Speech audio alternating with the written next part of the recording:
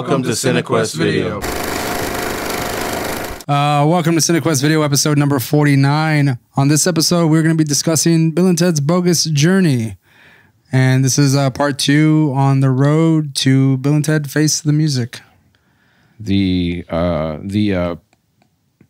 pre-trilogy setup is what we're going for here. The honorary trilogy coming through. Yeah. Brand new trilogy. Oh, yes. Coming up for you. In all of his glory, actually. In all of its excellence. And just to introduce everyone, my name is Ray. And we also have bitch staying over here. Yeah, that's me. This is Roland. And we also have in the Pacific Northwest I thought Studios. his name was Sup Cunts. Did he say that? Did I? Yes. What did Daniel say? One episode one was like, oh, and here in Nowhere Studios, it's Sup Cunts. So, that's what he said. Yeah. Oh, and it is Daniel on the Pacific Northwest Studios. Yes, where they've, of course, provided my nice all-day IPA from Founders. Right. Thank you once again, Founders, for doing what you guys do. Please sponsor us. We'd love to have a partnership with you. We will blow you the fuck up. What? Can you stop begging? God damn, no one's gonna give us shit if you just give us stuff. Just please, beer. Just please do it. We love it. We love beer. Yeah. And well, we love your beer specifically, so yeah, it's true. Maybe think about it, dudes. Gerry, this is your official return to Cinekuest Video after what, 2 years, I guess? A long time. A year. Yeah, Dude, it's been was the last time you participated? Was it during the Criterion years? Yeah. Like, did you like RoboCop and all that shit? Or let me do my speech. I'm sorry, I'm just asking questions, my buddy. return. I'm just like, my return. Fine, tell your story. You fucking. We're Cinequest Video number 49, and Gerry was on 1, 2, and 3. The Golden Child returns. The Golden Child. But it's nice to be back, guys. Thank you so much.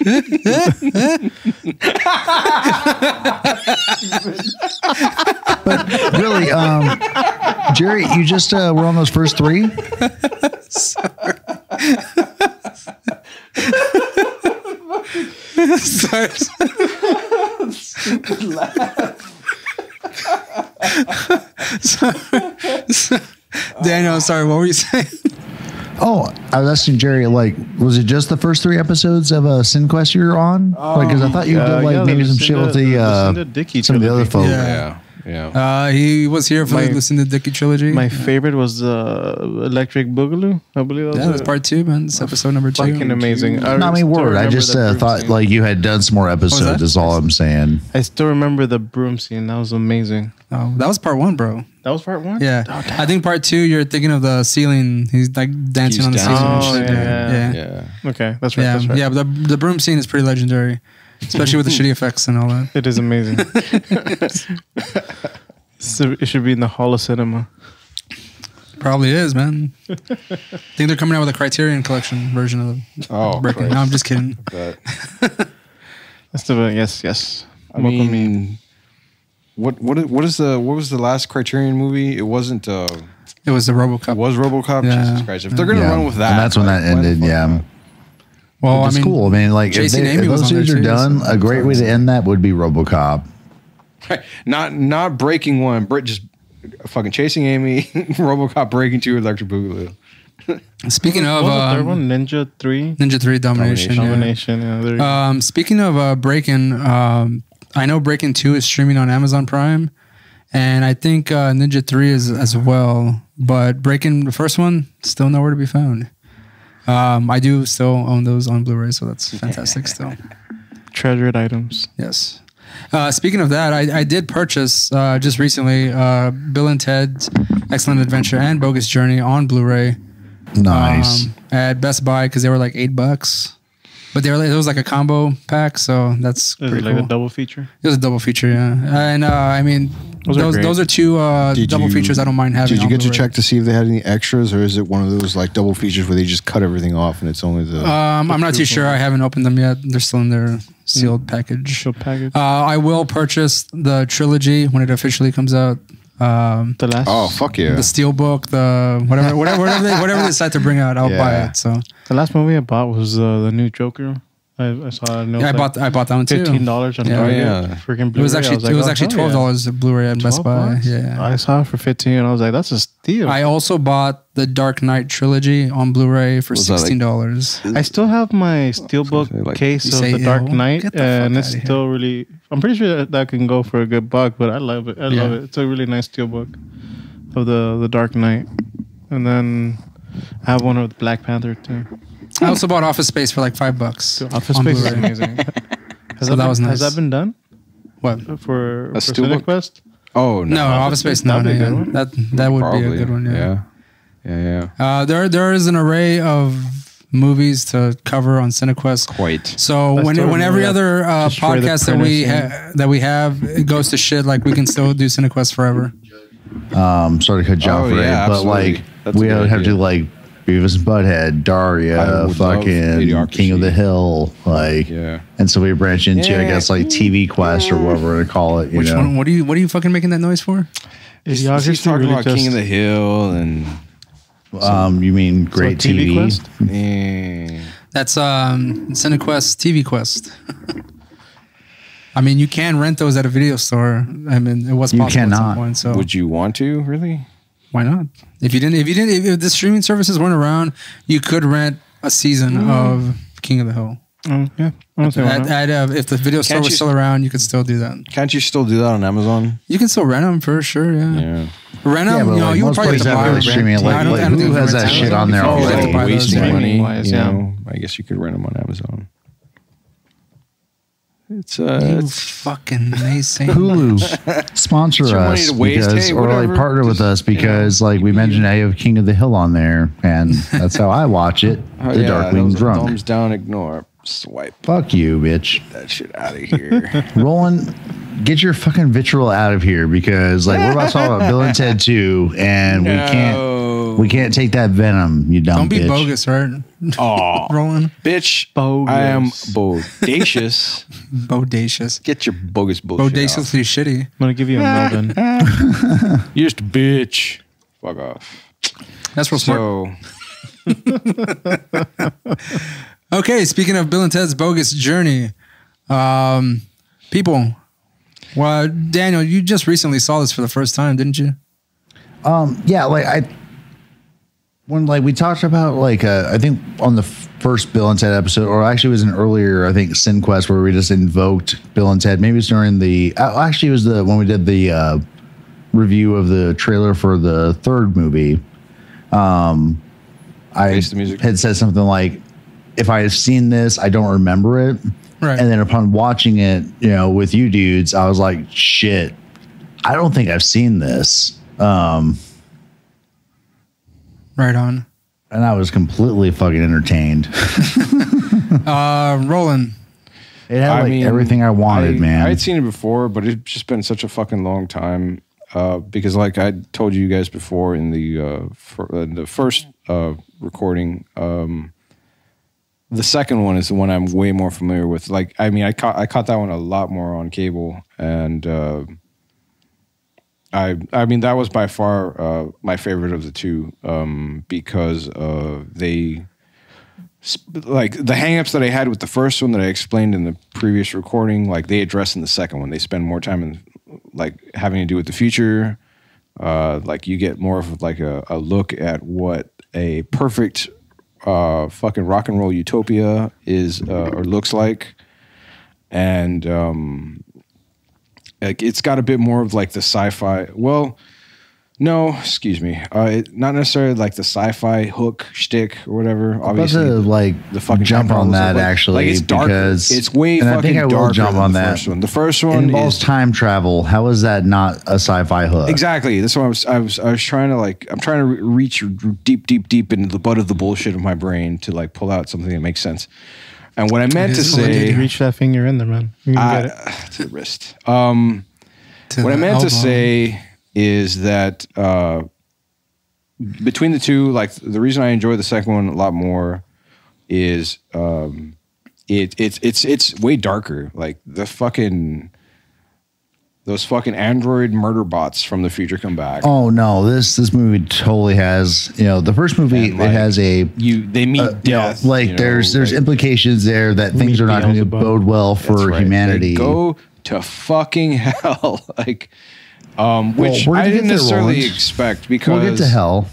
So, quick question here: why did they go straight to hell? Was that explained, or is it just? Well, they went straight to hell because they were. That chick, she read the book, and it sent them to hell. They literally banished. They banished to hell. So here's the sequence: they wake up as ghost dudes, kind of in purgatory, so to speak.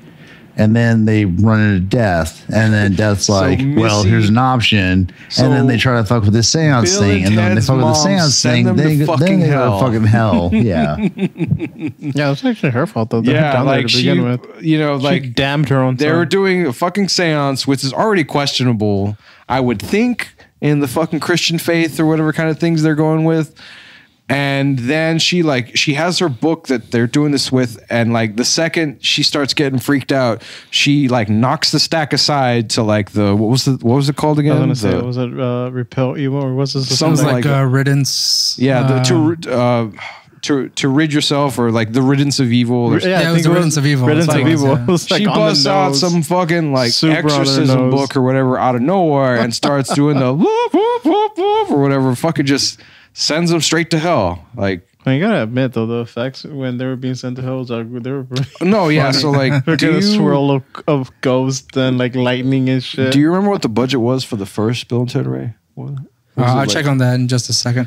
I did want to get Jerry's input on whether when he actually saw this movie for the first time. The history, with the film. So when I first saw it, was on fucking cable TV, up and off down through the 90s. Oh well, I remember seeing the first one not too long ago, and I saw it on Amazon Prime and stuff like that when it was available. And then I wanted to check out the second one, but it was never available. So I started watching it when it was, but then I ended up stopping halfway because I had to go. So I remember up to a certain point, and then I just finished it now. Would you catch it on cable TV or? I mean, I never got to see Amazon it on Prime.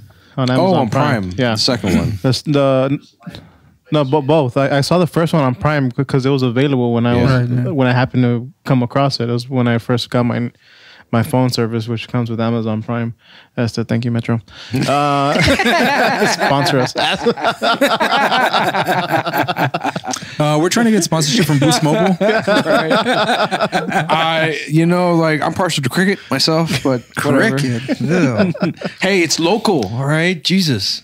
Don't hate. It's homegrown, organic. Metro's defense, you get Amazon Prime and it runs on AT&T. Just saying.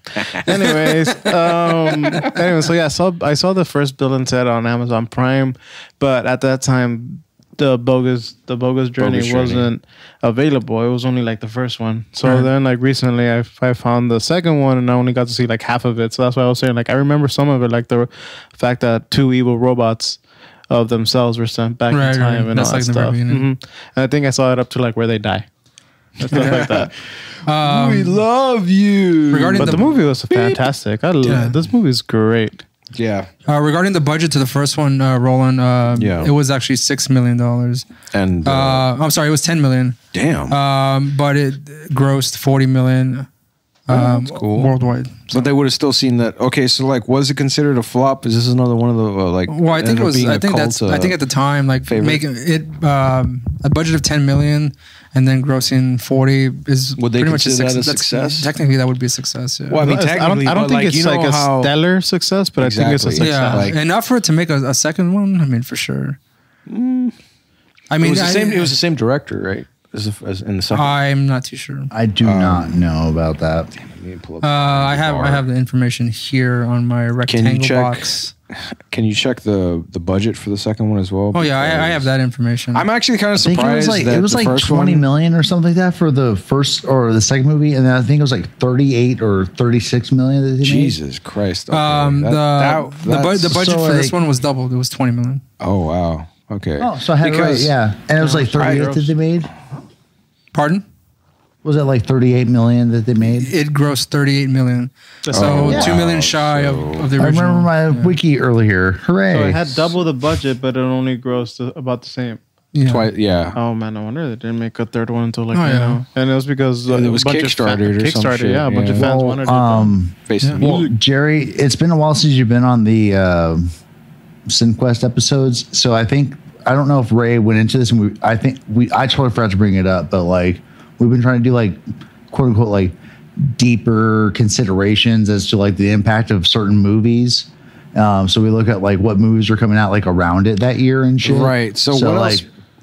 You told me before. Like, we might be getting that shit in like 91 or whatever, but like there's been like a bunch of like cool movies we checked out in our like recent best and worst villain series or whatever. And then it's like holy shit, it came out with the Jurassic Park and stuff. Like how do you fucking like compete with that? Park was like 94. That is true. Well, yeah, but it was for another movie that we were talking about, like, dude. Ray had like shared the story before. Like, hey, when didn't Secret of the Ooze come out in 91? Which one? Well, Ray, when we were Secret talking of the Ooze? right now, you're talking that you Ninja watched Turtles it 2? with Terminator 2. Yeah, Terminator 2. So, I mean, that was a big competitor in itself. Was Ray had the option as a little boy of 13 to go check out Bill and Ted's Bogus Journey or Terminator 2. Yes, and that is because Westaco was there was only one theater in the entire valley showing Bill and Ted, and that was in Westaco. So we drove over here, and whenever we got to the theater, my parents told me, oh, look, they're showing Terminator 2. I mean, you can see this, and they're showing it at the same time. You want to see this one, or do you want to see Bill and Ted? And I was just like, I came over here to see Bill and Ted. Like, I want to see Bill and Ted. And that's what just I went to see. Ray with air guitar. Man. At 13, you were so wise, and at 13 now, you're still wise. The thing is, I ended up seeing Terminator 2 like on VHS when it came out. Like, I never saw it in theaters. But the thing is, like, I don't know it's weird because my parents thought the movie was like so violent that it was kind of not good for me to watch it, but I ended up watching it anyways. They always they always pose their concerns, and then they were like, watching "What?" Bill and Ted, where they go to hell, they die. Oh no, that was fine. Go to heaven. Yeah, it's okay.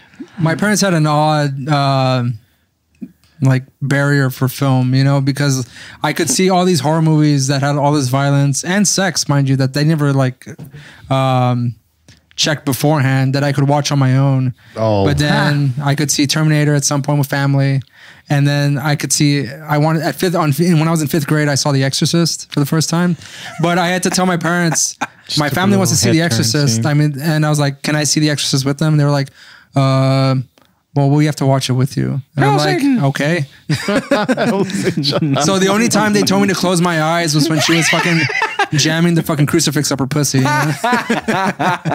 You can't say this. If you haven't seen The Exorcist, I mean, there's some graphic scenes in there with the child. A little bit. Yeah. Just a little bit. Yeah. And mind you, I'm covering my eyes, but I hear it like was just the tip all I hear is like, your mother sucks cocks in hell. I could hear everything. I just didn't see it. You know? The Exorcist was something else. That show was something else. It's a fun movie. It's very family friendly. Oh yeah, for sure.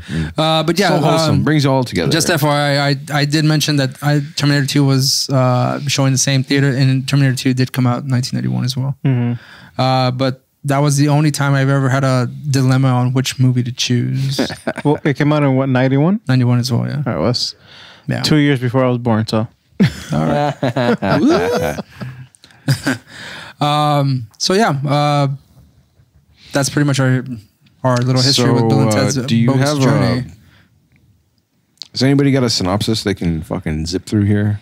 Yeah, well, I mean, basically the synopsis is there's a evil character named Chuck deNomelos. Is that his name? I forget. Oh, fuck. His name's Chuck, but he never references his name as Chuck. Yeah. The evil PE coach deNomelos or something like that. The evil PE coach from the future, who used to be Rufus's teacher as well. Who had like what was it, the Crunch championship, or what is it that he said? He was the sit-up championship of the 27th century. For some reason or another, he feels threatened by Bill and Ted and the peace that they brought to the future.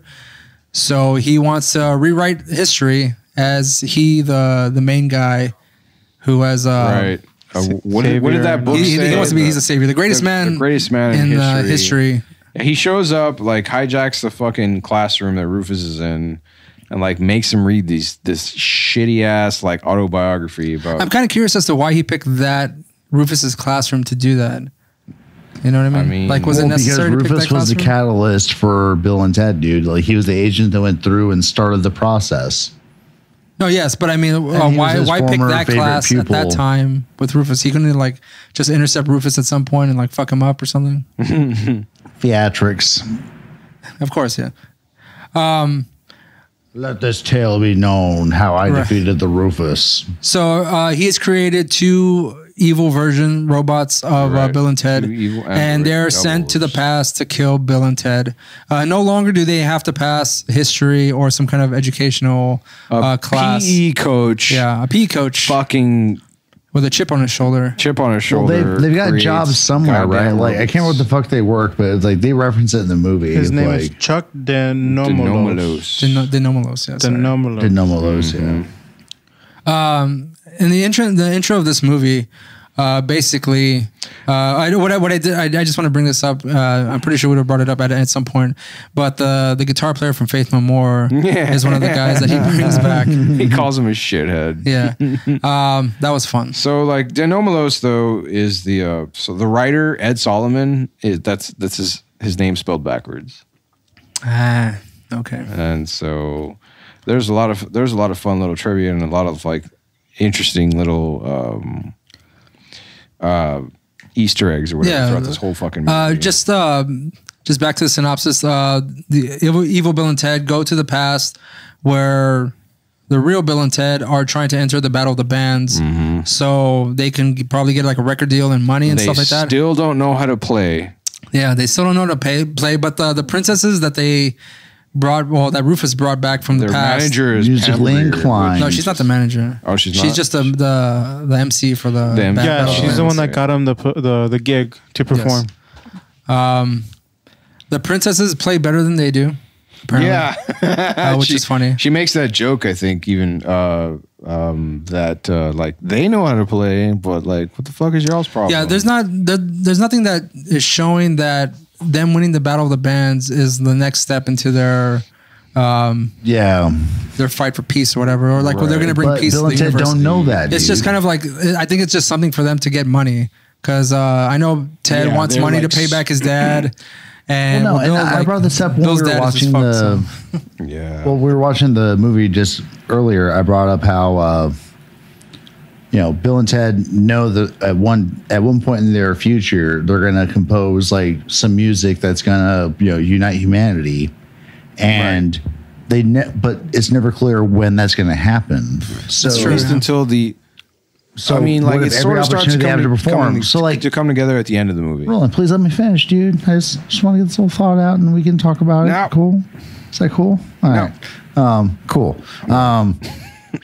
So anytime they get a gig, like no matter how big or small, they're like, "What if this is the time, dude?" Right, because they played his Ted's little brother's deacon's graduation party or like prom. And they fuck up that too because they're shitty and they can't play. So, I mean, as people in a band, I mean, your main priority is just to play and to play anywhere that anyone will let you play, because normally people don't give a shit about what you're doing. And if they give you the opportunity to play, you play. Take it. You just take it and you play. Yeah. But I mean, granted, they still don't know how to play their instruments. So, like, any gig that they get is just a total shitstorm. Travesty. Garbage. So it becomes more of a comedy show at that point. No way. Ray, check this out. You see someone trying to play and they can't play, like it gets cringy. And so wait, Jerry, are you saying that this is a comedy and not a documentary? Because that's bullshit, yo. We're just so Michael Shrimp Chambers. Roland brought some little trivia here that he just wanted to mention that Michael Boogaloo Shrimp Chambers Turbo from Breakin'. Turbo. He actually plays the robot. The good robot. Good robot Bill. Oh wow! I knew I recognized those robotic steps. He was like, I saw some of that choreography in Breaking Part 1. Wow, that's some fucking nuts shit. That's some fun connection, Jerry, because you're back, and then so like I know, right? It's like it was meant to be. I didn't recognize his name, but I did just see the plot. Just that's how I found out the dude's name. And I saw the name Shrimp in there. I was like, oh, that's a funny name. Shrimp. Tony Cox plays Station. That's some weird shit. I don't know who the fuck Tony Cox is. You know, Station you do. Check it out. He's the dwarf actor. You know, I would have. It would have been a lot cooler if it was fucking Warwick Davis or something.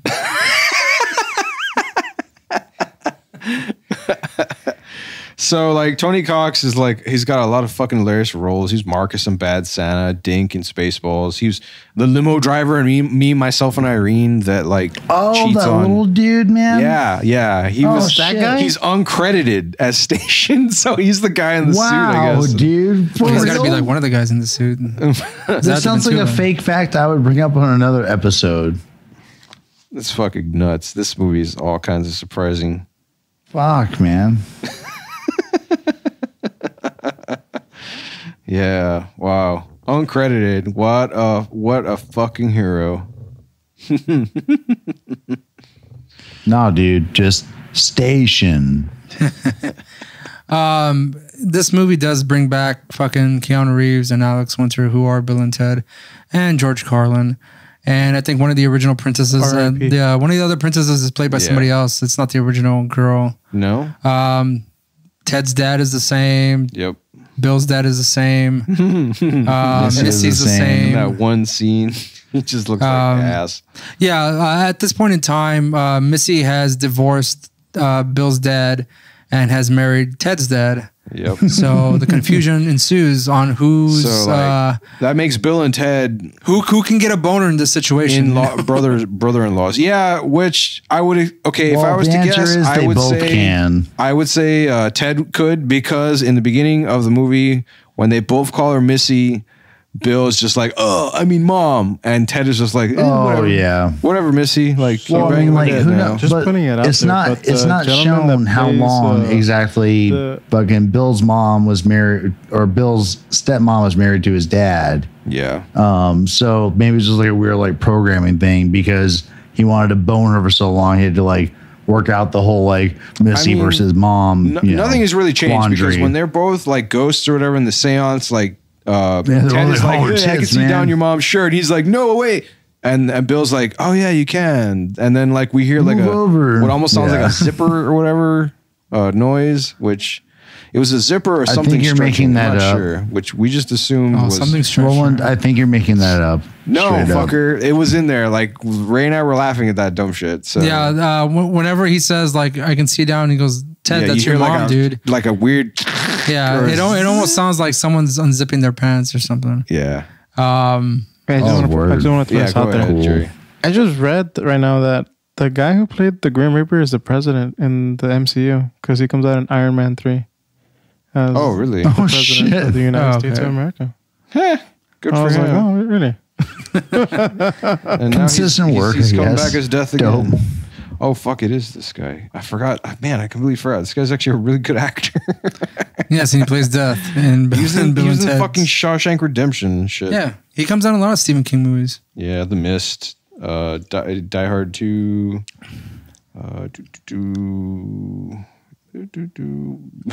Yeah, no, like he's a good actor. I just don't quite recognize him as a pale skinhead. Okay, so I mean, going back to the synopsis, we had, like I said, there's evil robots coming to kill the real Bill and Ted. They need to win the Battle of the Bands. Right, to kickstart the... But basically, the evil robots get to them, they trick them, and then they throw them off a cliff. They die. Oh, should we talk about the cliffs though? Because I love the connection.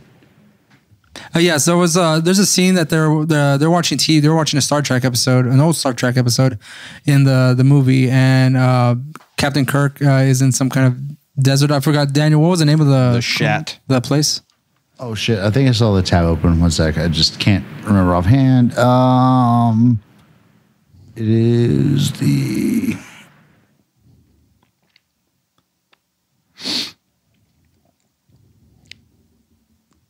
Oh, sorry. Vasquez Rocks. I'm a little tipsy, so I was reading the wiki and like the midsection, but I didn't realize I clicked the Vasquez Rocks like sublink itself. So I was like, what's all this shit about geology? Oh, wait. I'm just reading about the fucking Vasquez Rocks itself, where they filmed the Star Trek episode and this scene in Bill and Ted.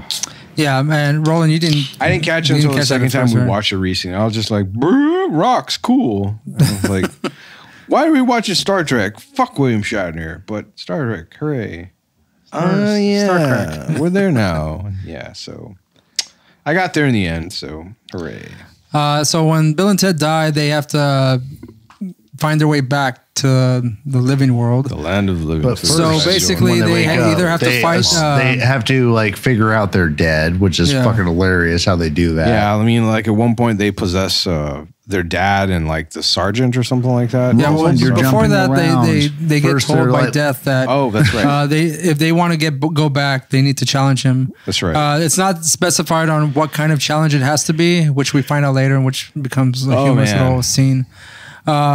They Melvin him, which Daniel, you didn't know was a term for giving someone a wedgie. A wedgie, man. Yeah, atomic wedgie. Not just a wedgie. So they Melvin Death, get away from him, and try to somehow convince someone, or like to fix their problem, whatever. That they've been they've been killed. They've been murdered, and like they've been replaced by these evil fucking future robots. Yeah, assassins from the future. Which nobody believed.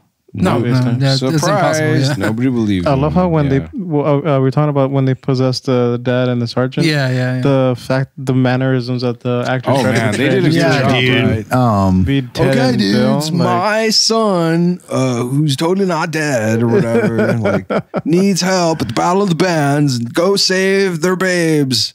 Like these fucking middle-aged old fucks or whatever. It's fucking awesome, dude. Full of cops. And doing the and the cops, like, they're only kind of like, what the fuck is going on? They're just like, okay, man, sure. You know, how did they leave? They're like, later, dudes. And I think I think some of them said later. Yeah, dude. They responded the same way. Peace.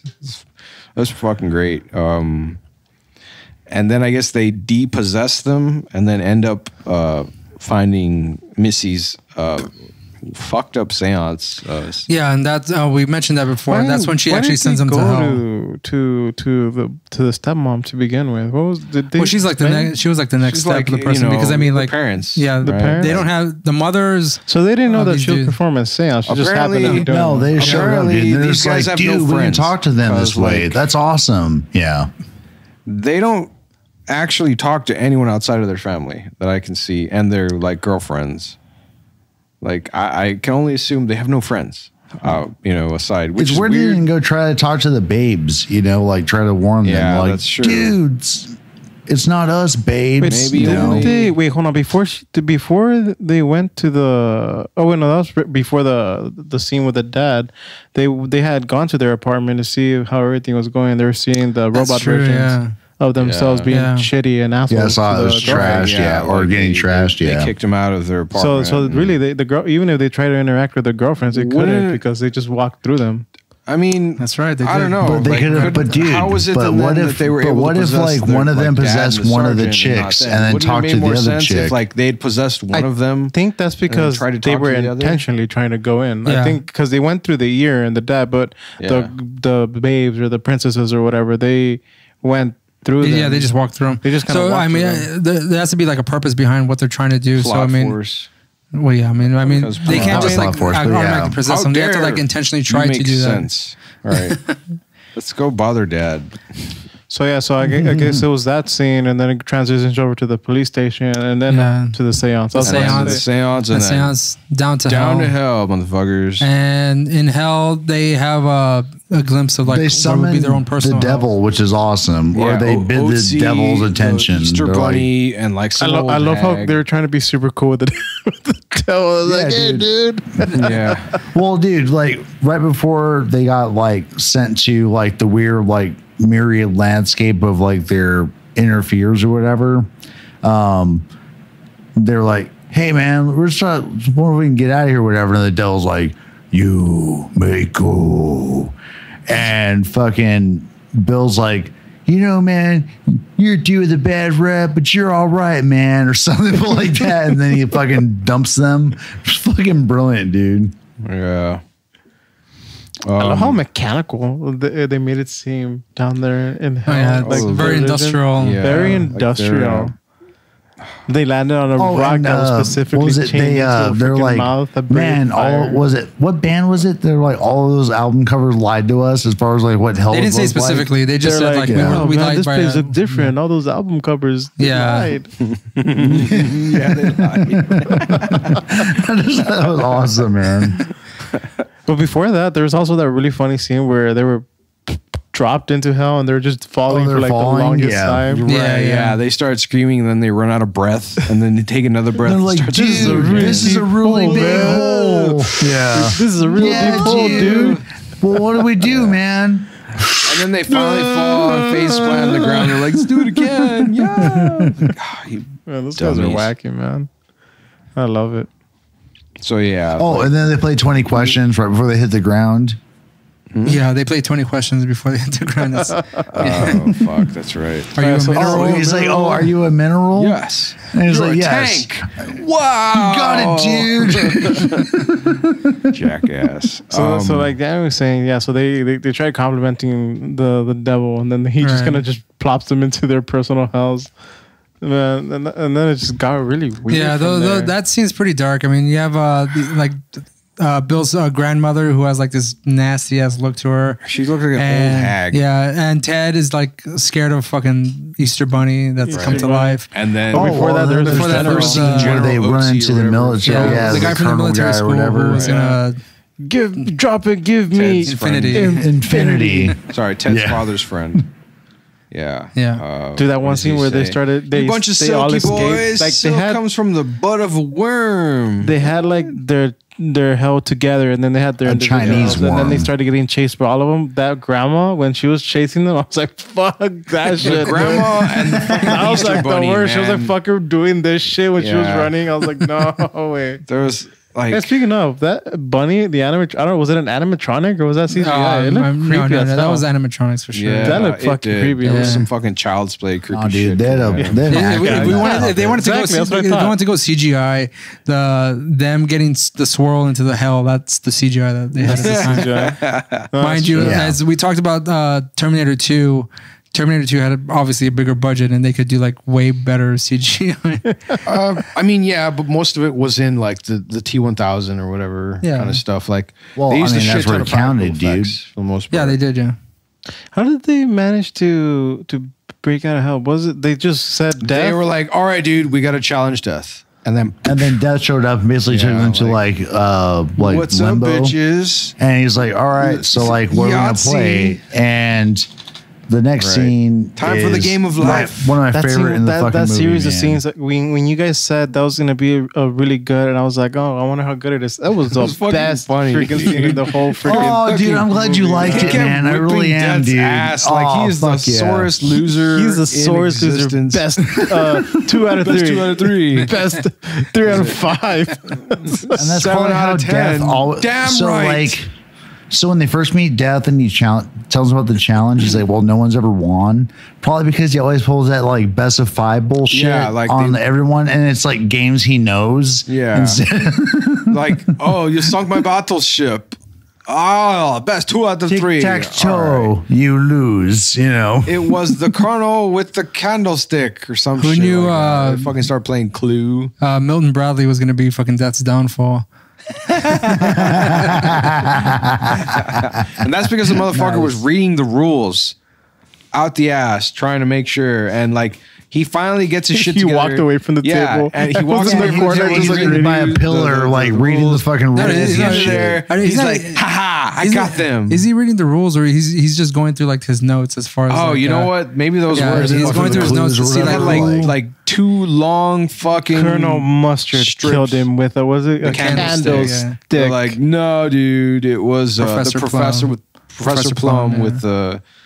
I don't know. No, he was right. He was apparently he was right With on the weapon. candlestick, Yeah, but he was wrong on who actually performed it. And then like Twister.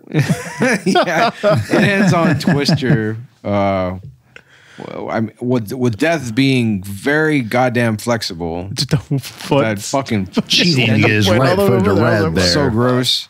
And then he still drops on his ass, and then freaking leg, man. I love how they ask him after they beat him, like, hey, dude, like, can you help us find somebody that'll help us, like, make, you know, like, get back to our world and like beat the evil us's? And he's like, you have bested me. I am yours to command, assholes, or whatever. Like, wait, so he's I super never bitter. said that. No, but he's super bitter about it. His tone is just like, Oh, yeah, he's straight the pissed fuck off. up. Like, why? He was like, you I guys thought beat me. beating I'm him was under just going to result command. in them going back to life. They started asking for so many favors. I mean, I would say that's justified because they gave Death so many fucking chances and he kept fucking it up left and right. Just like, Well, God damn it, dude. This so should have been over after that I first was win. reading some shit earlier about, I think it was a limited comic series that came out with Bill and Ted, Bogus Journey. And there were some additional scenes. There were 12 issues in it. And one of it was like an alternate where I think like deNomelos fucking won. And the Death shows up and they're like, dude, you owe us like 4 times because like we beat you that many times, or some bullshit, like some like nonsense, like Bill and Ted's way to get out of danger happened. And it's fucking funny, cool. man. Like, it'd be cool to check wonder if those it's out like a and like Dark maybe do Horse like a little comic. MoQuest review. Like, I don't remember who the fuck put it out, but Archie. well, actually, funny enough that you mentioned Archie, because they mentioned how it was like when Archie Comics took over like another popular franchise to do like a limited series or whatever. Like, it was kind of like that, but you know, apparently the Bill and Ted one was like pretty dope. And so that'd be cool. Like, maybe do like a follow-up episode. Like, maybe we could find like a fucking PDF like somewhere where it has just like the fucking comic book and just like, all right, well, what happened here? You know. All right. So Well, I that'd be mean, we like got one our- more after this, so maybe. Well, yeah, I mean, but that would be like the kind of like our conclusion episode. So like we're gonna go back and Our see like the concludium, alternative you Bill and say. Ted media, and if it's just this comic book, then we just talk about the comic book. But who knows what else is out there, man? Maybe I want to see a Bill and Ted. Well, I was reading right now that Marvel made a one-shot of Bill and Ted. Oh, really? Yeah. Really? Yeah. That's pretty cool. Huh? But I was thinking of a Bill and Ted like Snake Plissken and fucking Get the fuck out of here. Indeed. oh, what the hell is it? Showdown in Little Tokyo, no. Big Trouble in Little China crossover. Did you say Showdown in Little Tokyo? No, bitch. I You was did say thinking to that. myself- I heard you say that. I said that to myself, like, because You spoke to a mic. crossed those, No. We Well, hear the you. thing is, across like, those streams. well, the thing is, Respect my Showdown in brain Little space. Tokyo is a real movie. yes, it is. With the Jackie Completely Chan, no? different movie. No, it's with Dolph Lundgren and Brandon Lee. Oh, Yeah. that's right. Which one am I thinking about with Jackie Chan? No, Rumble in the Bronx. I think it's Big Little I'm Warrior. sorry. He is Or the Little Big Crow, Warrior by or the something way. like that. No, I think it's Big Little Warrior. So yeah, Big Trouble in Little China, fucking Escape from L.A. and Bill and Ted crossover. Yeah, boom. That sounds fucking dumb. It sounds amazing. So I'm so glad you agree. so then Death is they're just not slave, but just like He's the- the- he I thought you were gonna invoke the fact that if Death is gonna come out in these fucking comics, that Death is gonna be riding the fucking tsunami, just like in Escape from LA. It's fucking dumb. Anyways, Gotta ride the wave to freedom. Surfboarding is so fun. surfing on a scythe. Death takes them to heaven. And where they find a station.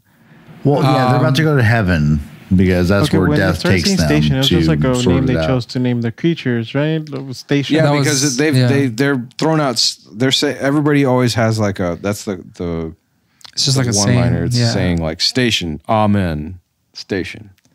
Yeah, or a word. Yeah. I mean, fuck off, man. Like when they go to heaven, what's the first thing God tells them? Word. Station.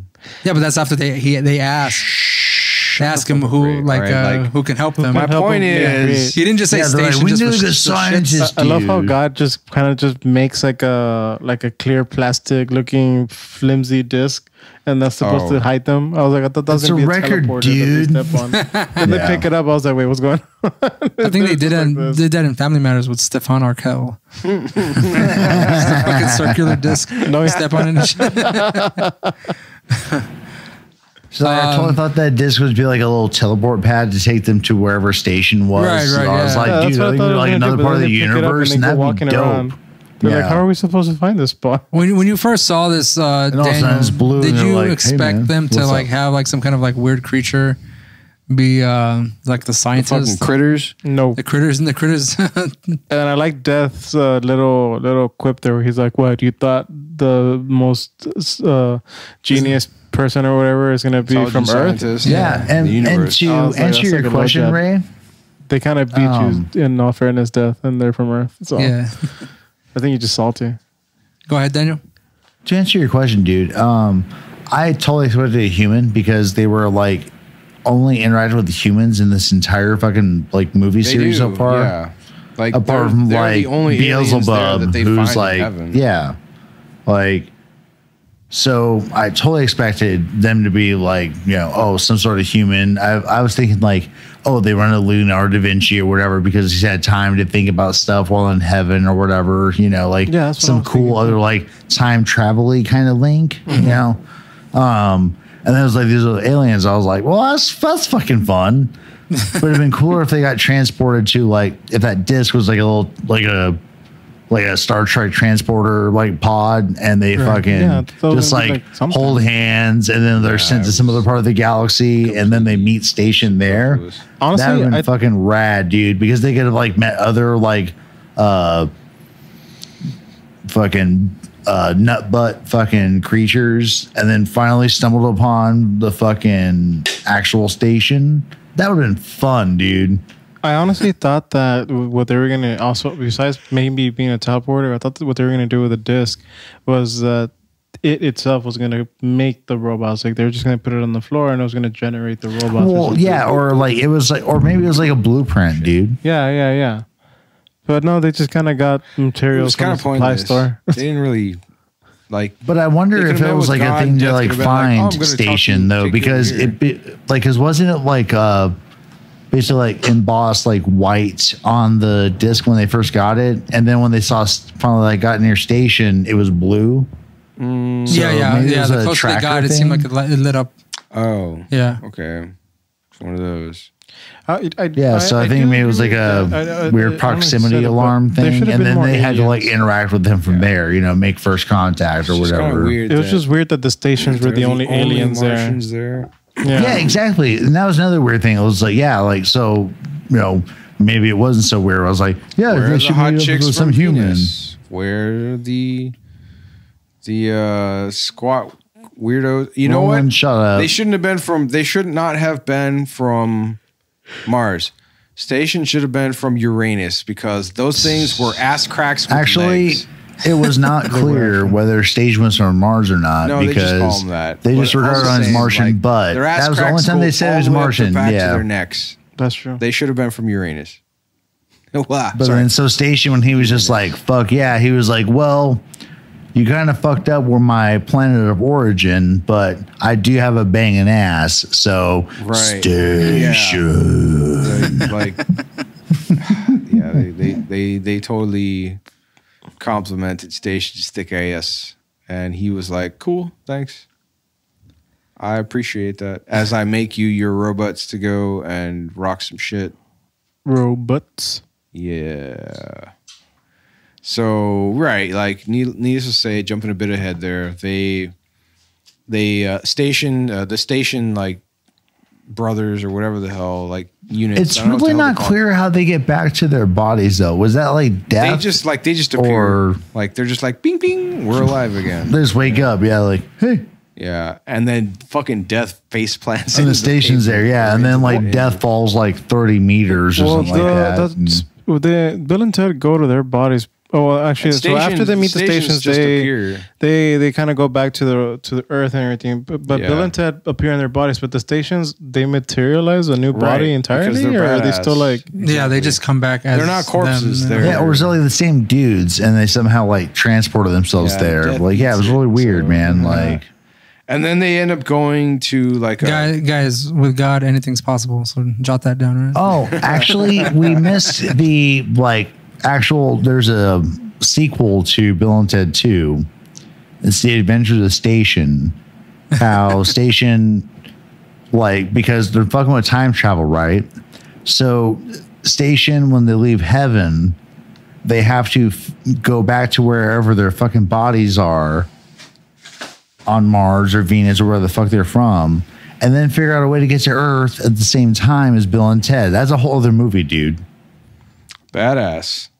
Maybe there was a comic book or cartoon episode about dude, actually, I think we're just going to write that script and be like, hey, fuck yeah. Let's ride the wave, dude. Like Cinekuest Studios hits a big time. Add it to the list. I still say the first one we should do is Revenge of the Reanimator. And then... we haven't even talked about that. No, we haven't. But shut up. We have not talked about that. Shut up. You just brought it up now like, oh yeah, this is something we've like discussed in depth. Roland, this is the first time I've heard that bullshit. Shut the fuck up. Bitch. What a bitch.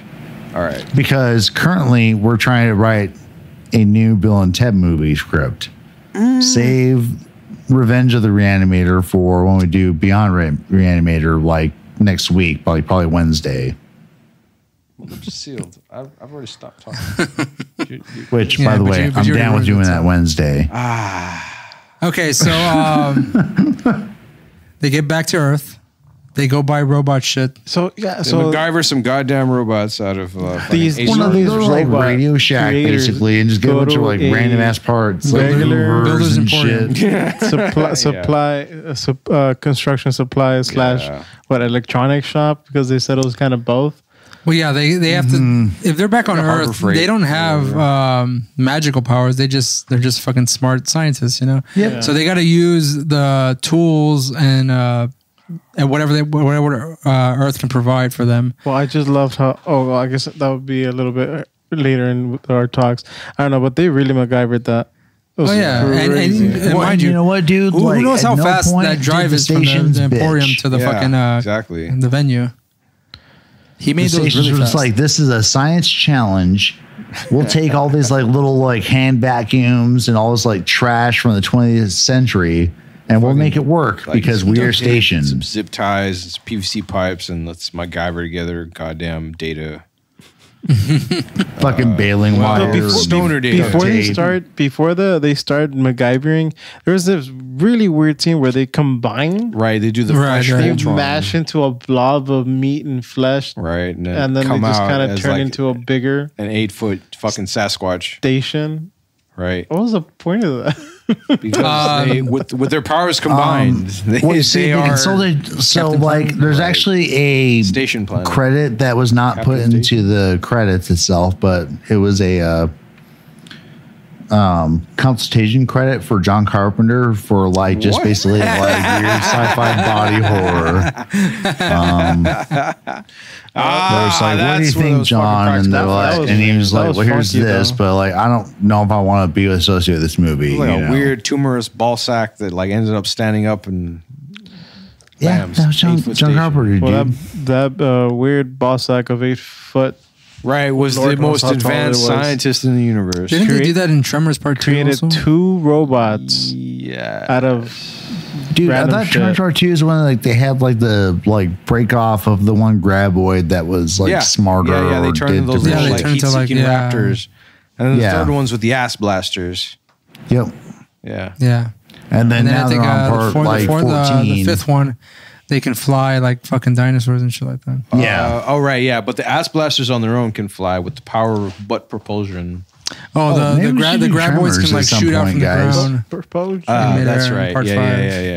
Yeah, we're not talking about. Oh, shit. Anyways, Tremors is a whole other series that we can get into. That's gonna be fun. But dude, like, would you guys be down for Tremors? Fuck yeah, dude. Let's do it. Cool. There are a lot. I mean, they're so fun, man. Alone. Like overall, they're so fucking fun. Part 4 where they go back to the back in time or whatever to the original. They don't go back in time, but it's the Tremors of the Wild West. Yeah, and like played by the same fucking actors and shit. Yeah. Great granddaddy of Earl. Whenever they create the robots. Well, they create some jank-looking robots. Yeah, dude, it was like modern day, like the Lego robots that you can build. Yeah, for sure. Yeah, these are like the ones you just snap because the pieces they have together. to beat the fucking androids. They don't want to get their asses snapped in half again. Yeah, the other guys are like super advanced, futuristic, and these guys. Well, yeah, no, but it was just a technological difference, those man. Robots like, they come back parts out of a Radio Shack, basically. Motherfuckers. And they just beat the shit out of those androids. Were they going for that fighting robot game? Right, the Rock'em Sock'em robots. The Rock'em Sock'em robot, because they did the upper punch and the head goes flying. They get to the Battle of the Bands, and like the evil Ted and Bill like have their girlfriends tied up, and they're like, "Oh yeah, we're totally gonna kill you again, and then we're gonna kill your girlfriends." And like, good Ted and Bill are like, "Do you know why I think they won?" Huh? Do you know why I think they won? Because the money, good Bill and Ted were designed to defeat evil Bill and Ted versus like with whatever means, like, basically. They also had they puppet them. I think that the original design for evil Bill and Ted was espionage, not combat. So that's why they got owned by robots, like designed just to like kill them. Right? Yeah. I mean, that's like for the most part, because they were tough enough to take on like violence, like because they did kill Bill and Ted, but that was part of their programming. But their overall mission was espionage. Assume their identities and then subvert their overall trajectory in history. Saying like Mortal Bot Combat or whatever. So that's why I think they're just like, because that's why I think there was no like. It would have been great to have like robot deathmatch, because that's my favorite shit. Like all the animes I love, it's robot deathmatch bullshit. Robots bust through a goddamn brick wall, and not even a normal brick wall. It's a cinder block wall. Man, that shit, man, that shit like down like badasses. Which. Really, what the fuck was that even doing there on the stage? Like, they're on a fucking band stage or whatever, and all of a sudden, like, oh yeah, we're here to take you on, and then there's like a cinder block wall. Maybe it was part of Primus's set, dude. Knowing Primus, and they just knocked that shit down. They were like, "What's up?" Like uppercut from hell. Maybe Primus asked for that cinder block wall to like accommodate that fucking low end on fucking that's Claypool's bass. And like just to help with the acoustics of those fucking badass Marshall stacks. Oh yeah, for motherfuckers. Dude, when the robots punch off their heads and then they punch the body, they hit them twice, right? Like explodes. Fucking Bruce Lee once knocks off the heads, the other like makes them explode basically through the chest. Yeah, and like the robot bodies just go uppercut, and then like fucking exploding torso punch from hell. Goodbye, evil Bill and Ted. Yeah, it was. And like true to the original Bill and Ted's fucking personalities. Even Bill and Ted were like, "Man, good job, dudes, you got us," and they're fucking dead. Like, speaking of, even as they're dickbag assholes, like they're still a part of them. They're just like, "Man, you did this is cool." They're wholesome evil bastards of a sort. Like, it's just funny. They have the personality, so right? Yeah, they've got like a fragment of. Because of the espionage, like right, yeah. They've got my theories holding and the thinking. Gerry, I love how the good robot Bill and Ted they had to be remote controlled with a joystick and stuff like that. But as soon as they were done fighting, fully self-autonomous on their own, like moving around, rocking on guitar and shit, doing their own thing, no control whatsoever from Bill and Ted. And they can dance. Yeah, they could dance. They can sea walk, like no. Well, you see, those are both subroutines. Don't worry about it. Who wants to like bring that to a close? Like what happens at the end of this movie? Because that's not the full end. I mean, that's just they have to fight throughout this whole Chuck thing. Also. Yeah, deNomelos sends the robots back, and we didn't mention this, but like Rufus fucking like throws like a hook shot flying V guitar on top of the phone You know what that booth. guitar looks like? It looks like the Back to the Future hoverboard, the Barbie hoverboard. It's the Barbie flying V. Yeah. Yeah, he hooks it onto the top of the fucking telephone pole and is pulled into the fucking the time circuits with him. But when they finally land in like the good Bill and Ted present, early 90s. Yeah, evil Bill and Ted try to look for Rufus. You know? Yeah. And so by the end of this movie, like the Shyamalan twist or whatever is that they're Shyamalan. Pam Grier, who's the MC for the band, Battle of the Bands, is actually Rufus. Starts unzipping her blouse or whatever, and everyone's like, "Woo, yeah, time for sexiness," and like, boom, it's like Rufus. He's like, yeah, I was here from the beginning, guys. Like, who the fuck else would have hired your fool asses or like let you get through here? The sexiness is still there. I don't know. Oh yeah, get some of that George Carlin cow tipper. Do you think? I mean, Rufus has been like through the circuits of time. Like he's well known. Like the only way that I would have made any sense is that he dropped off like a few weeks before Evil Bill and Ted landed. So he let go sooner in the time stream or whatever to where he I brought it up, man, dude, because like it did get revealed in the movie. Because we were watching it, I did bring up that question. It's like, when did Rufus enter the time stream? And so like he was the one, unbeknownst to them. But when they auditioned, whenever that was for Battle of the Bands, fucking Pam Grier's character was there on their journey to greatness or whatever. Even though they use some timey-wimey silliness at the end. They really do. Because by the end of this fucking movie, Bill and Ted still can't play the fucking guitar for shit. They still don't know what the fuck they're doing. Well, that plays into the very, very finale. Well, so should we talk about like first the timey-wimey stuff for like when they defeated deNomelos? Oh, sorry, Daniel. What's up, dude? Should we talk about the timey-wiminess of how they got their song to go off? But first address the deNomelos bullshit. Right. So yeah, like Jerry, as you were gonna say, after they beat the androids, deNomelos shows up and comes out with his big ass black boots and funky looking gun, trying to look intimidating, and points a gun, and then Hitler Hammer Pants. It starts playing like a time machine right. Game, the future game, like that they actually play in the first movie, where they're like, hey, dude, you know, like we've been in the future before. What isn't to say that we went to the future and came back before this future and set up these fucking props for everyone? Like the series of props that's going to lead into the actions. Into us, like in end. Present time, not noticing anything. I did steal my dad's keys. Yeah. And like, so deNomelos shows up, points the gun, and then they say, oh, we're going to put a sandbag on top of you. It's going to land on you or whatever. Knocks the gun off. And then we put a cage. And then deNomelos is like, I can play that game too. And he sets up a key. I have a key. He pulls it out of his ass. He opens the thing. And another gun. You know, and it fucking Tron teleports into his hand. Yeah, it totally just like lasered itself into his hand. Right, yeah. Materialized. Bang. He pulls the trigger. Boss Stallion rules. And that's, so Bill and Ted look at each other like, dumb shit. The only people that get to do these things are the winners, and we whoop your ass. So like we went before and set up the key and the gun. What? Yeah, it's like only the winners get to travel ahead or something like that. Yeah, and write the history. All right. So then, as Daniel was gonna say, this leads into them still not knowing how to play the instruments, which is fucking awesome, man. Yeah. So they go. All four of them. It's Missy. No, not Miss. Wow, fuck. No, it's the two princesses and Bill and Ted go. Yeah, I'm trying to remember their names into the future. They go into the future and they come back. One's Joanna and I think Joanna and Elizabeth are the. There you go. Thank you.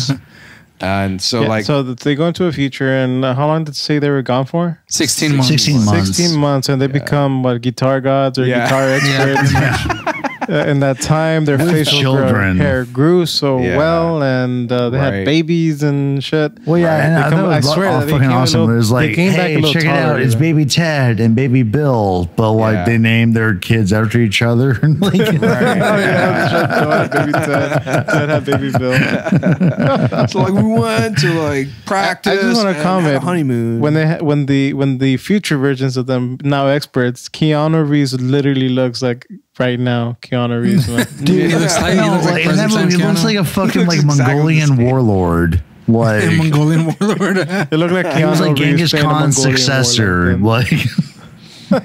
And then I guess. Well, prior to all this, just the deNomelos had hacked the cameras and live streamed the whole event. To project his image on it. Yeah, I think that's kind of what leads into everybody hearing their music. Because I mean, that's a good point. Which would make you think that was the like song that united everyone. They showed like people in, I assume Italy, like in China, all over the different areas, like watching. I think it was like by the end, like when they start fucking playing, I said Bello, everybody's jamming out, you know. Because I would expect Bella to be like thrown out. Years apparently.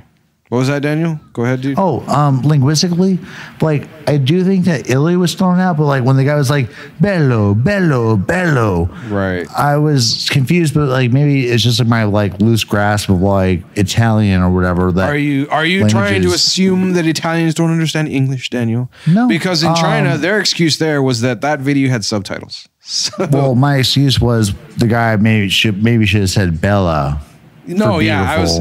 So thank you for saying that. Actually, when I was watching this, now you're gonna kiss my ass. Fuck this you, motherfucker is saying, like, I don't know Italian, but I know enough to know that like it's bello or bello, bella. Excuse me.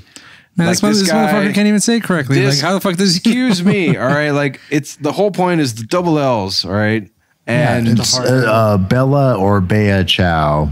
Like, I saw a YouTube Beautiful video. Goodbye, which is a classic revolutionary song. Fuck you. Go fuck yourself, Ray. Thank you, Daniel. That was a good point. But I was just confused by that. They ended on fucking starting out their solo. What's the track that they were playing, Ray? It's God Gave Rock and Roll too. There we go. By Kiss. Yes. I'm sorry, Bill and Ted. Good setup. And thus ends the bogus. Yeah, and you get the credits. So this is like another Bill and Ted movie. It's like, it's not stealing if we kill Kiss. Before they read the song, dude. Bodacious. And they hop in the fucking telephone booth and then make it happen. You know what's funny is that I heard that song prior to this movie, and I thought that the persons who were, performing the song was a Christian band called Petra, because Petra covered that song. Damn it, Ray. In one of their Wow. albums. And I was just like, oh shit, is that Petra? No, it was Kiss. I didn't know that. And I didn't realize that this whole controversy with Petra covering a Kiss song, because Kiss stands for Knights allegedly in Satan's service. There you go. Yeah. So how could they be doing that? Anyways, that's total nonsense. I did not know about that Kiss. Because it's not. Yeah. It's fucking stupid. Knights in Satan's service. That's a new one for me. It's totally a fucking Detroit Rock City bullshit joke. So that ends the movie, and then we see a bunch of magazines and newspaper articles that say that Bill and Ted save the world. Save the world. There's like an abundance. Like they say 30% crop growth. I'm not 100% sure, but I swear one of the tabs on the newspaper said something about death rapping. Yeah. He has like a solo album. Yeah. And there's even rumors of the Wyld Stallyns breaking up, and that the Dow plummets and shit. And then the Dow raises when they find out the rumors aren't true. Like it's this whole fucking nonsense going on. I want to write down all those fucking articles, man, because they're fucking hilarious, dude. Like, God, Daniel, you did mention that this is kind of like. And this is not the first time I've heard this. This was mentioned whenever Bill and Ted Face the Music was going to come out. Was that according to Bill and this movie, Bogus Journey, it kind of tied in everything at the end. So there's a little bit of a plot hole, but we'll see how they resolve it. Yeah, exactly. I mean, it's going to be interesting. Did you guys say that the new one's going to come out? It's coming out soon, right? The 28th. It's coming out in next week. From now, I think Thursday? 6 days or 7 days. Yeah, it's coming out the 28th. And it's 28th. 6 days. Yeah, It's it's the already 22nd. Yeah. Why are we watching it already? 6 days. Fuck. But we'll find out when that happens. As we go in through our format here, we want to throw in a little trivia. We did talk about the gross, $38 million, $2 million short of their previous movie. Mm-hmm. Again, but also double the money. So Right, so a $12 million budget. there is some trivia regarding this movie, and we'll talk about the movies that came out at the time as well. Well, as a matter of fact, let's go out. Let's talk about the movies that came out in 1991, since I have that open already. I did mention it was Terminator 2. Totally gonna fucking sink Bill and Ted Bogus Journey. That didn't have a chance at all. No. We have Silence of the Lambs. Oh, wow. Jeez. Beauty and the Beast. I think I don't know if that's I'm thinking of the TV show with fucking Linda Hamilton and that fucking weird sex stuff. We also have Point Break, which was also a Keanu Reeves movie, and I saw that one.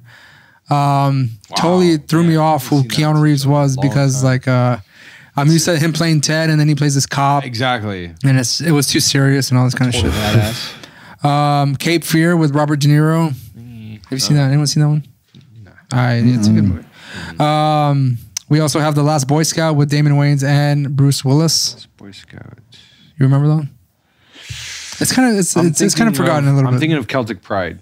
Wasn't that Damon Wayans? No. Fuck me. All right. Whatever. No.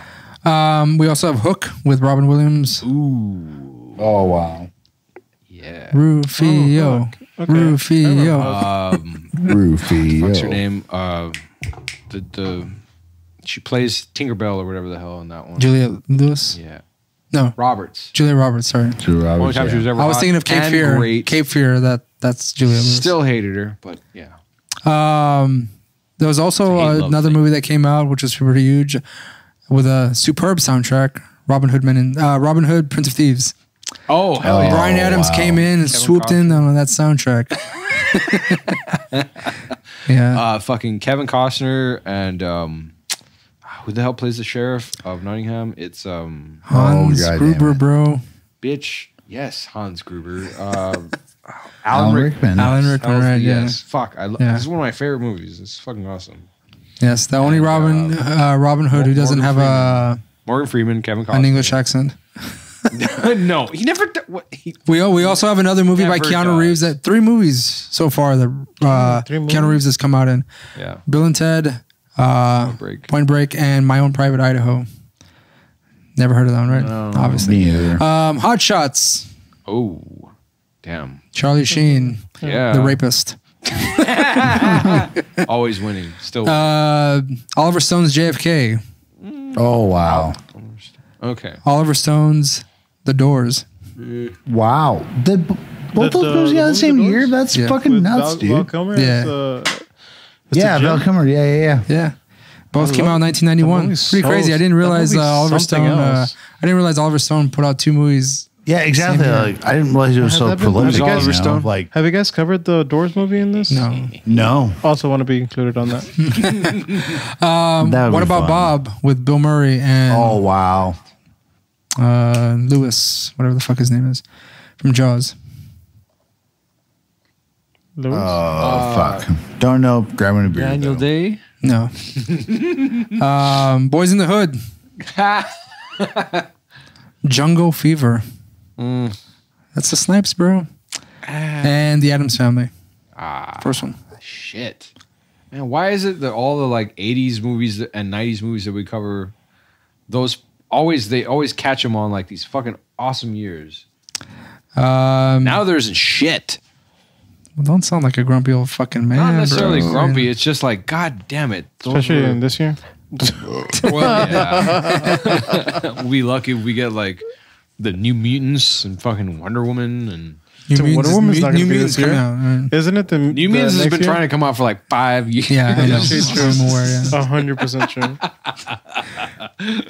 Actually, when I saw the commercial, I was like, "This shit again!" Like, they're still fucking giving.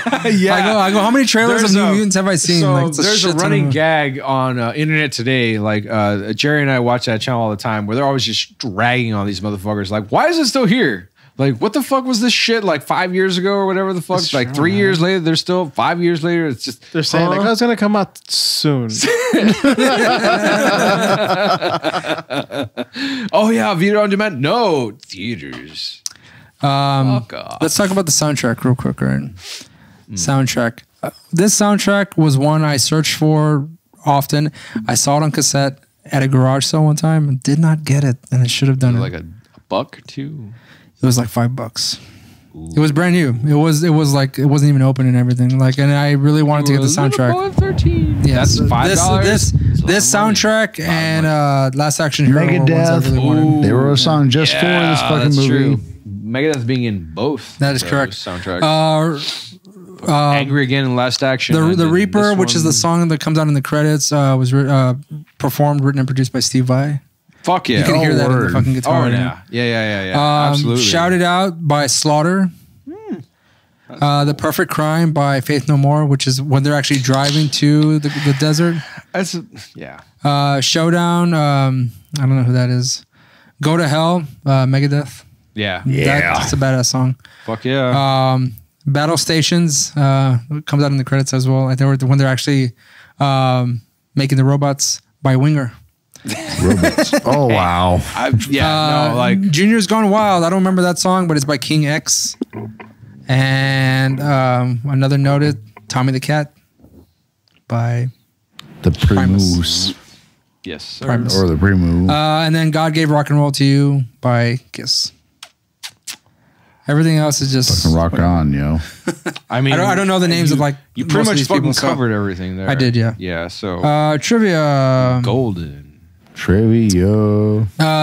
Regarding the book that sends them to hell, The Riddance of Evil, book that Missy uses to send Bill and Ted to hell, is actually a redressed copy of the Stephen King short story collection 4 Past Midnight.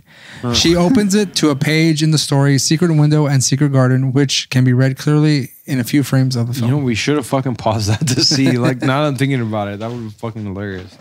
And you actually mentioned this earlier that deNomelos is actually... you're right. The backwards Solomon, right, Ed Solomon backwards, writers, which he had a fucking spot in the movie as well. He was so there were two in the people that played Roland speaking to the mic, yo. The people that played in the seance ceremony or whatever. There was on IMDb. They're I think they're billed as the ugly seance guy or something like that. Jesus Christ. Yeah, it's no, they don't give him names. It's the ugly seance guy, and I think like the normal guy or something like that. The normal guy. Well, like the plain guy. That's very nice. Oh, you mean the closet dudes that were like all snuggling, exactly. Those like, two dudes. wine? And one of them was Ed Sullivan. One of them was the fucking writer of the movie. Is he the ugly seance guy? Hold on. The one guy who's actually this earlier. The one guy who's actually looking up whenever they're actually spinning into the book. Yeah, the other guy, he's just not like, the guy that wanted to like meet Clark Gable or whatever the fuck. Hold on. Yeah, that was the guy I'm talking about. Oh, okay. No. No, but he's like looking as like they're going down into the book, and looking very enthused. Like, doesn't really bother him. He's just enjoying himself. Yeah, absolutely. That was the guy on the right side, right? Yeah. I think he was the guy on the left side. Across from him. Hold on. It was no, because that guy looked like he was terrified. Oh, did he? He seemed like he was having fun. So the one I think Chris Matheson played the ugly seance member, and Ed Solomon played the stupid seance member. Okay. And I think Ed Solomon was the guy on the left. And I want to say the ugly dude was the one that wanted to like meet Clark Gable. I'm not sure. Maybe I got it backwards. There's only two of them. Big fucking deal. But yeah, like they don't have names. But yeah. All right. Just FYI, the solo that is just before the actual song kicks in, God Gave Rock and Roll to, is Steve Vai. And every time I hear this, I'm just like, there's no way Paul Stanley or his flunky that's playing this other guitar player is like performing this. Like, there's no fucking way. There's no way. No. And sure enough, it's Steve Vai. Yeah, absolutely sounds like him. You mentioned that whole seance thing. Obviously, the band that plays before Wyld Stallyns is Primus. Yeah. Let me see. Les Claypool, the motherfucking third, jamming out. It says here that Bill and Ted playing the game with death to win back their lives is a reference to the Seventh Seal from 1957, in which a knight plays chess with death for his life. Wow. Okay. How artistic of them. Yeah, exactly. We did mention about the mountain or the cliff that they go to is in the Captain Kirk Star Trek.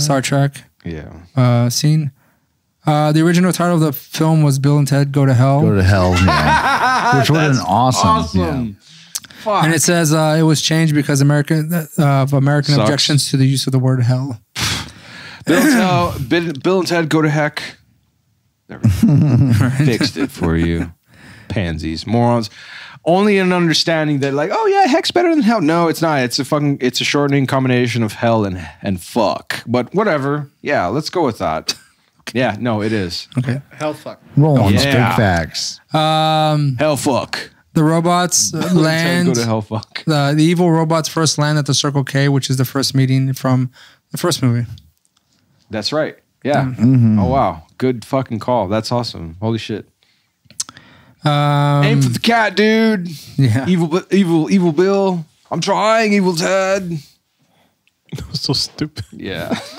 There's many other instances in this movie where there were different things that were supposed to happen, did not happen. You can go on IMDb and check out the rest of these things as well. So as far as any favorite parts of the movies, guys? Dude, seriously, when they were playing all those games with death, they were just that shit was awesome. consistently beating him. That was pretty awesome. That was just hilarious because he was so freaking salty the entire time. Man, that guy was such a sore fucking loser. Sort of like Roland whenever I beat him in a game. Yeah. All right, I'll play death. It'd be fun. It'd be fun. You know, I had a question. When they first die and Death tells them that they can challenge him, but if they lose, they're going to stay in the afterlife forever. When they come back from hell, he says if they lose, they're going to stay in hell forever. So does the fact that they're in hell make a difference? Because I mean, if they're in the afterlife, they're just going to stay in purgatory.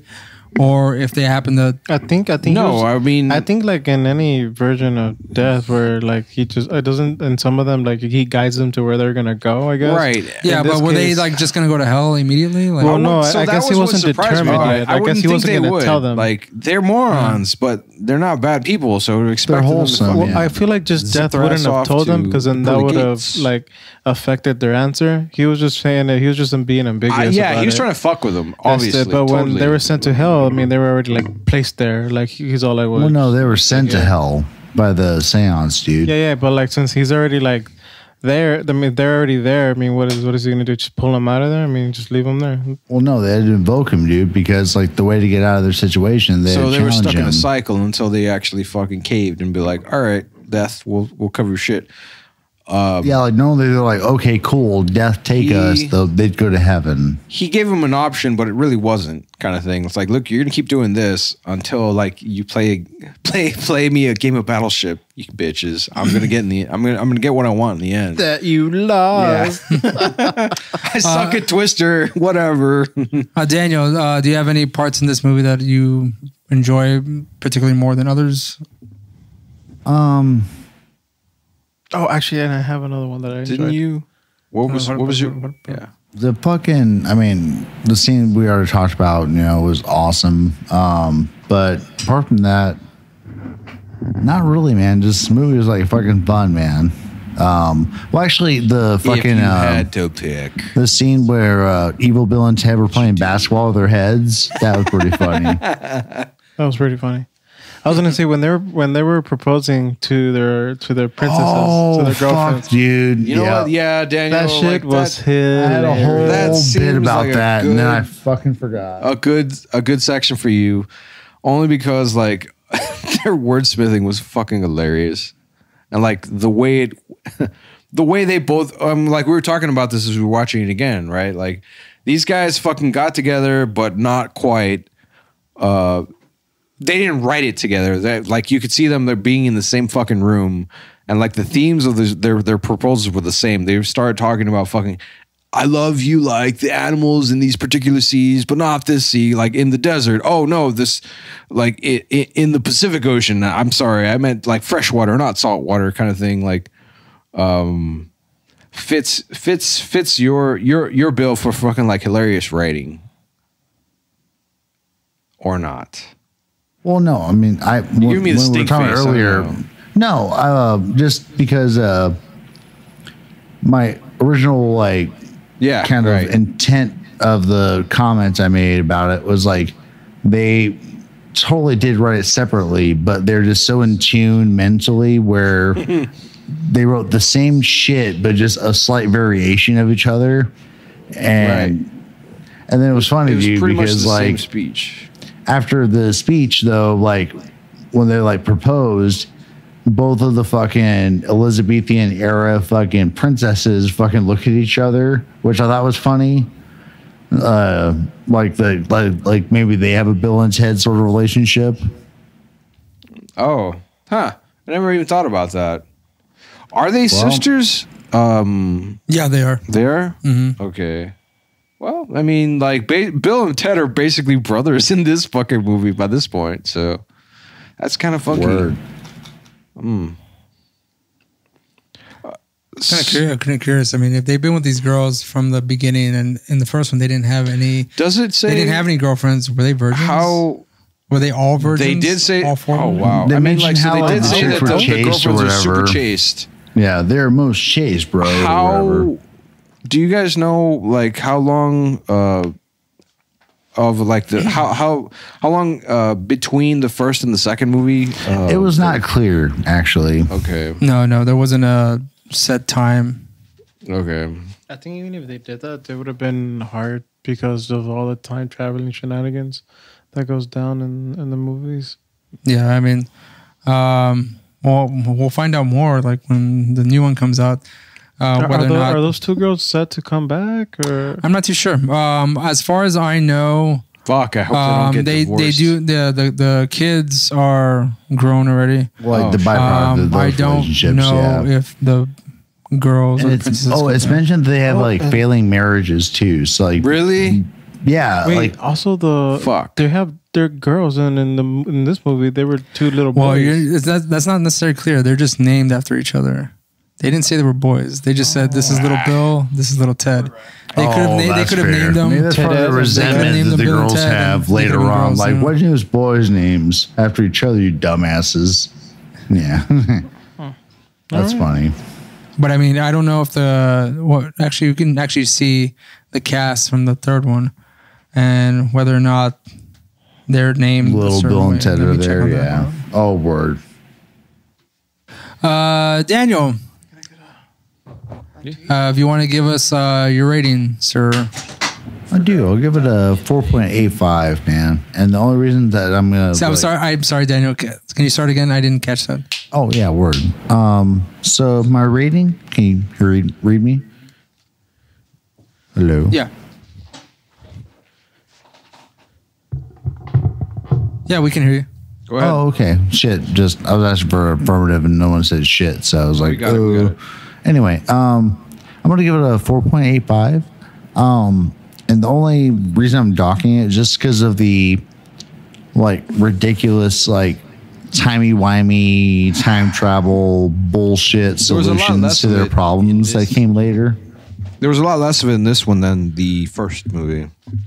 There was, but the first one, like, you know, set a precedent for this movie not to do that bullshit. So, sorry, set a precedent for this movie not to do that. Yeah. How so? Why would you think that exactly?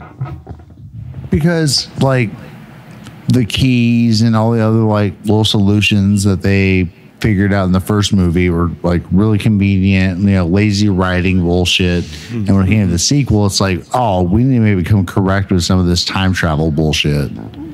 And then they kind of repeat the same cycle with the key, the fucking cage, the fucking gun, the fucking sandbag.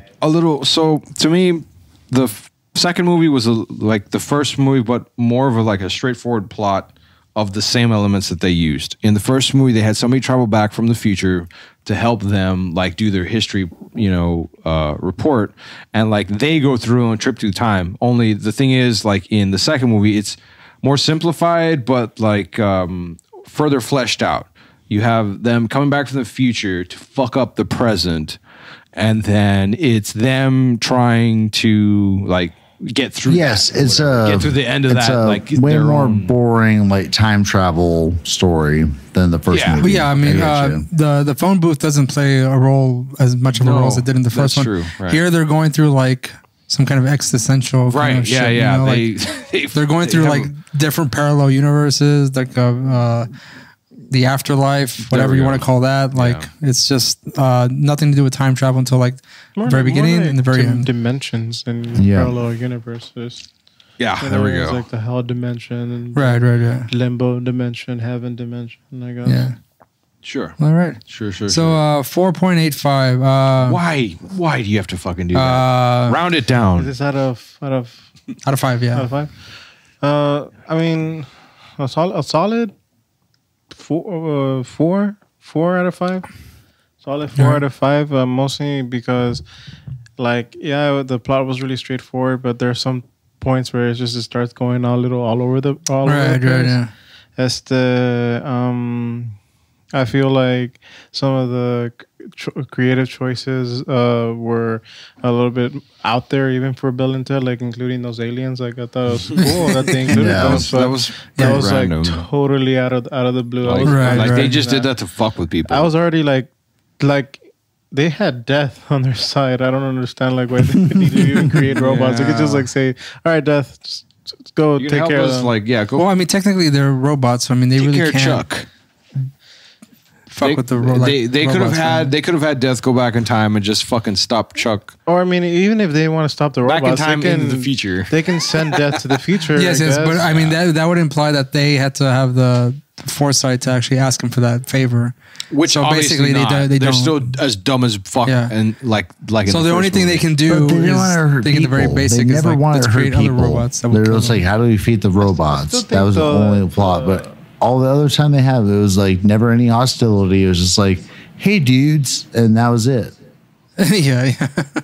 I still think, though, like just the direction it took where they went from hell to beating death in games, which was really funny and everything. And then going to heaven and then asking God himself. God himself. Station. To send, let's find the smart, like somebody that can create us some really good robots. I mean, if you want to go to that point of like extremes, I mean, at the same time, they could have just asked for the time machine or whatever and gone to the future to get a genius from the future, meet a robot there in the future, and then come back and solve it. It really took like a right turn, and it took it like really hard.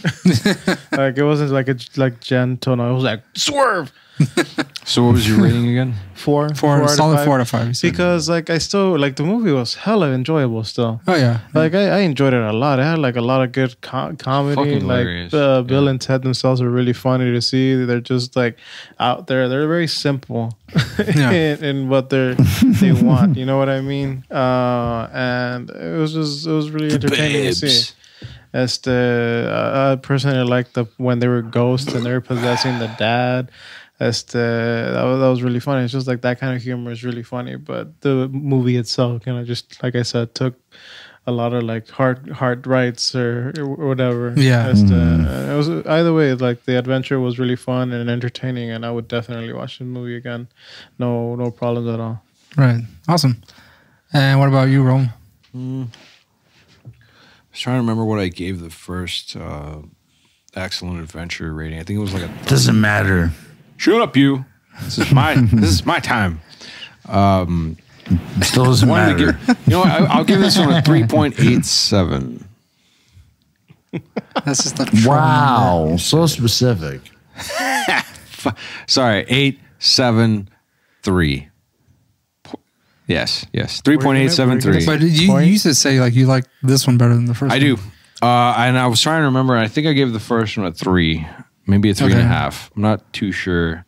My point is, if I gave the first one a higher rating than this one, just add half a point to this one, and we good. The listeners will make a note of that. Thank you, listeners. You are my rock. So, anyways, that's sweet. I take it back. So yeah, between the two movies, most of the time, like I'm more familiar with the second one than I am with the first. I enjoyed it a lot more because it's got that. It's way darker, and it's more metal, huh? Very. The first one of your favorite bands in there, Roland. It had Primus. Come of the cat. So, yeah, like between the two, like as far as the general like curse of the sequels go, this is one of those few exceptions to where like I think, and I don't give a shit if anyone else agrees with me necessarily. I never do, but the point is that like this is one of those few sequels that is actually better than the original to me. Because it addresses most of the hang-ups that I had with the first. Like there's more feature silliness going on here, and like it is more like as I was talking to you about this before, Daniel, a bit. Like yeah, they're both sci-fi movies, but this one to me, the second one, excuse me, has more of that like hook to it because of the fucking robots, like fucking Martians. Goddamn, like Martians in heaven. You say Martians, but they're not. They're not. But like this is what they call them, and we don't even know. We don't even know if they're from. No, they don't know where the fuck they universe or galaxy. They're not. What. But like that is the closest approximation they throw at them, and they're like station. So what? Also, I can't. I'll definitely stick to that for it because they turn into like a glob of nasty-looking goop and flesh. That in itself is a point deduction in its entirety. They become Captain Planet. You're not a fan of that body horror, huh? Mm-hmm. What is this? The Thing? It was pretty random. That looked like fucking critters and like society rolled up into one. Oh gosh. Well, we'll check that out at some point. And so that was a 3.78. 3.783. They 3.78 aren't as liberal with the time travel tech as they are in the first one, but to me in this one they're a lot more surgical with it. The robots get sent back in time to fuck people up, and at the end of the movie, the villain gets sent back in time to fuck people up, and then the protagonists go to the future to become badass motherfuckers and then come back and rock the fucking house. So it's like, okay, like it wasn't one of the heavier plot devices in the movie, but like it was one of the more, it wasn't one of the more prevalent plot devices in the movie, as like in the first, where they're fucking tripping through time, meeting all these motherfuckers. But it was a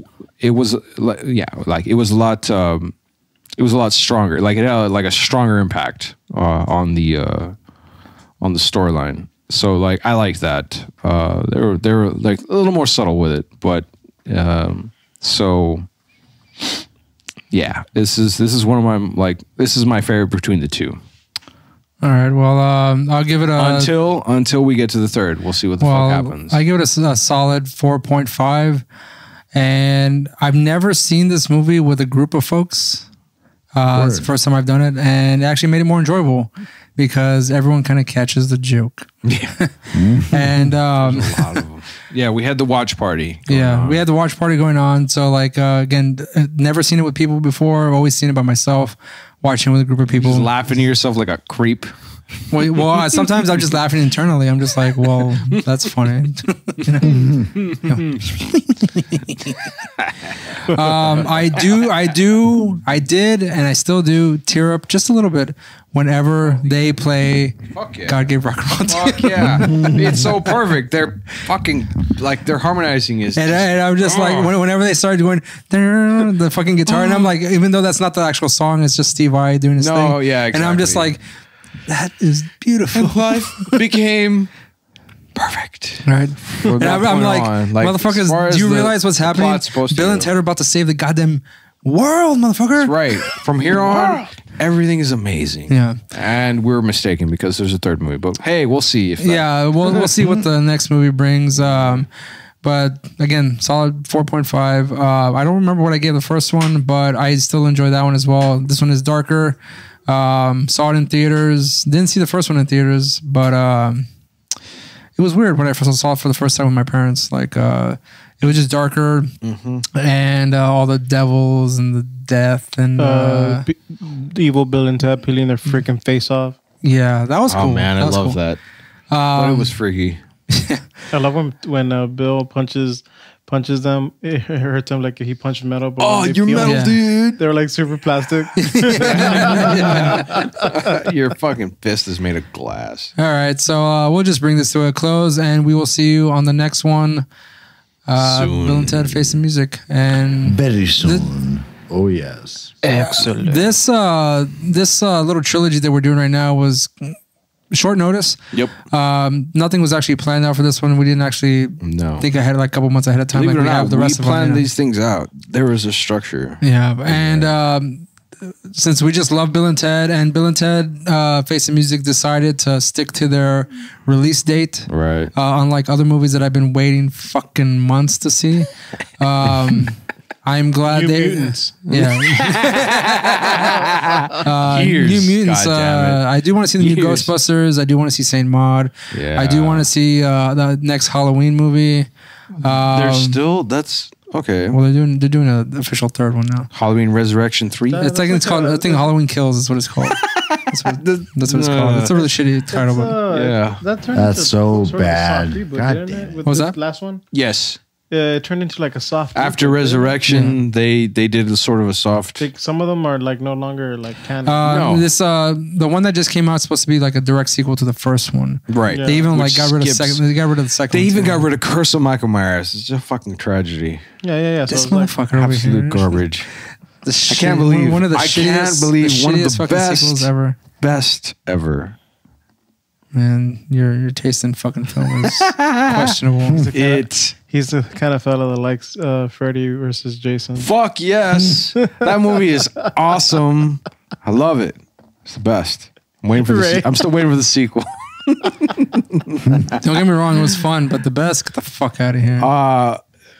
A chick goes topless like within the first 5 minutes of the movie, and those are we all know Great. we all know fucking Dream Warriors is the best. So get the fuck out of my face. Right? oh my god. Okay, so we're gonna end this All right. fucking episode before we get Let's to a go fight. there. Right, fist fighting right now. My name is Ray, Oh yeah, this is Nowheresville Roland. and Pacific Northwest Sleepy Man. No, not sleeping, man. This is Dan. Oh, Bullshit. right, Daniel, and the return Bullshit. of I see that Jerry, slow high, shrug. low. hopefully Jerry will return again, and Oh plan. yes, for We'll face also- the music. we'll also bring more people on, so y'all can Yeah. get a taste of people, friends of ours who actually like Yeah, our- movies as well, our ridiculous and some who asshole like circle. shitty movies, like the Others. one sitting to the left of me over here, Roland. I give you gold, and you give me GIF. How dare you? You're giving me fucking Gaff. gold-plated shit, like You want it's a just like lemon? spray Like painted. Pshaw. That would be dope. How dare you? All right, we'll see you next time for Face the Music, and also Beyond Reanimator coming That's right. also. So. Yep. Oh yeah. Many bet. Cinekuest. And hopefully we won't have any more audio issues because I'm gonna fucking kill somebody. All right. Himself.